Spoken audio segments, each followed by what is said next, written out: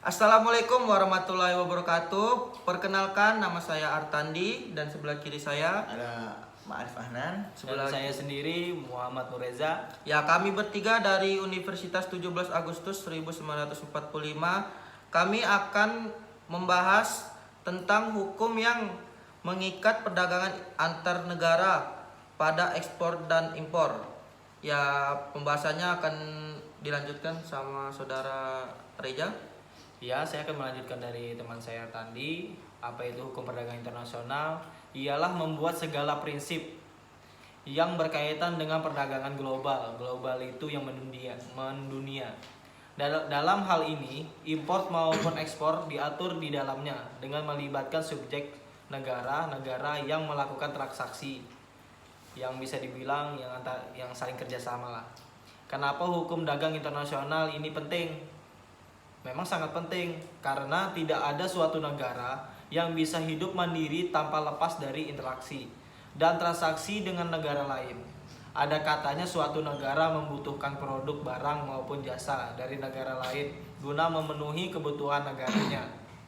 Dan perbedaan komoditas antara negara ialah yang memungkinkan terjadinya perdagangan atau ekspor dan impor.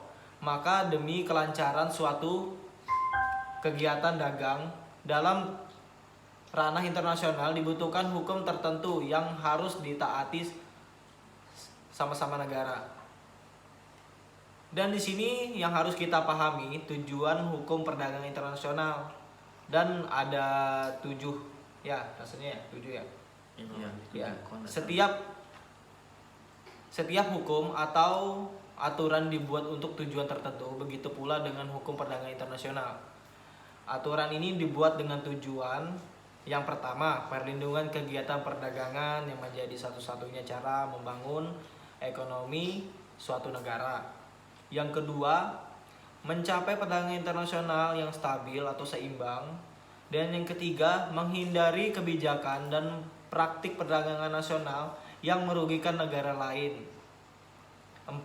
Meningkatkan volume perdagangan dunia.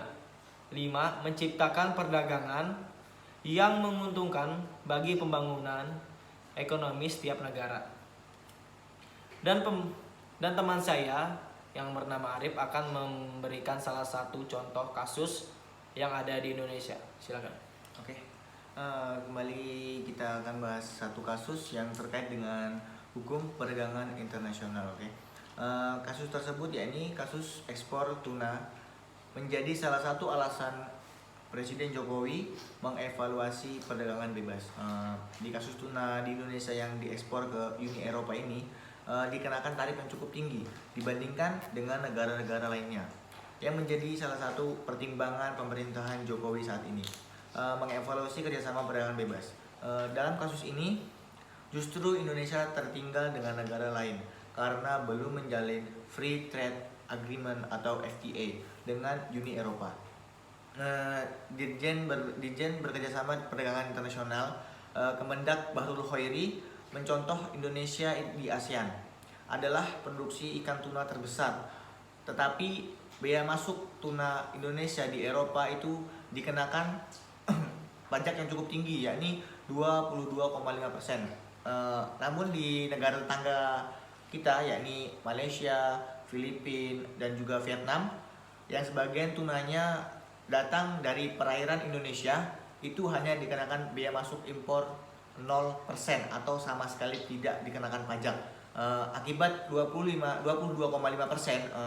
itu sudah sulit bersaing dengan mereka.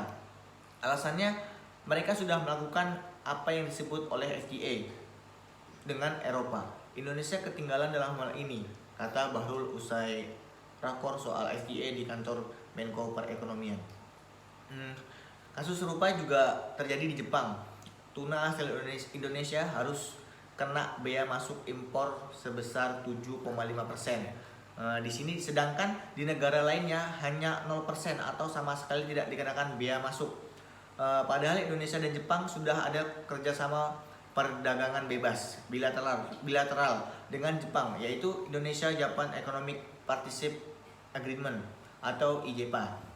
Menurut Bahrul, dengan posisi Indonesia yang belum masuk FTA dengan kawasan ini dan adanya FTA yang sudah berlaku namun belum memberikan keuntungan, maka investor kurang tertarik masuk ke Indonesia. Alasannya investor akan memilih masuk ke negara yang sudah banyak perdagangan bebasnya sehingga pasarnya akan lebih luas dan lebih besar lagi. Oke, di sini akan kita lanjutkan. Walau Indonesia punya demografi tenaga kerja yang cukup, infrastruktur akan membaik, tetap kalau pasar cuma 250 juta jiwa, mereka kurang tertarik, ya. Jadi mereka kurang tertarik dengan pasar yang cukup rendah di Indonesia karena mereka mampu lebih dari 250 juta tersebut penduduknya. Bahrul mengatakan posisi pemerintahan saat ini terus mendukung adanya FTA, namun akan dievaluasi dari sisi keuntungan bagi Indonesia, terutama dari mendorong ekspor dan menarik investasi ke dalam negeri. Oke, di sini kan dilanjutkan oleh teman saya. Ya, kita bahasan tadi, kita lanjut silakan. Oke. Ya. Tandi. Kalau kita tidak terbuka, kita kehilangan kereta dengan negara lain. Kita kehilangan investasi, kita kehilangan kemampuan mendorong ekonomi yang kita harapkan, katanya. Terkait dengan Indonesia-Japan Economic Partnership Agreement atau IJPA telah disepakati akan dievaluasi. Pemerintah Indonesia sudah melakukan pertemuan dengan Jepang. FTA, kebijakan Jokowi JK dalam rangka mengamankan ekspor Indonesia. Ia mengaku dalam rapat internal pemerintah, ada beberapa kementerian menyarankan agar beberapa FTA untuk dihentikan, namun kini arahannya berubah, yaitu FTA diminta untuk terus lanjutkan dengan evaluasi. Umumnya masalah FTA tidak jalan tadi karena masalah transportasi. Belum disetujuinya kesepakatan dengan negara, contohnya perdagangan untuk pulpen disepakati 0%. Waktu kita lakukan transposisi justru dikenakan jadi 15% bea masuk. Harusnya itu 0%. Oke, tadi sekian pembahasan dari kami. Yang dibahas tadi pelanggaran hukum terkait bisnis internasional maupun kasus-kasusnya. Saya kira audiens atau pendengar dari kami cukup dapat memahaminya. Kurang lebihnya dari kami mohon maaf sebesar-besarnya. Saya akhiri pembahasan kami hari ini dengan salam hormat untuk kalian. Selamat malam. Oke. Assalamualaikum warahmatullahi wabarakatuh. Dadah guys.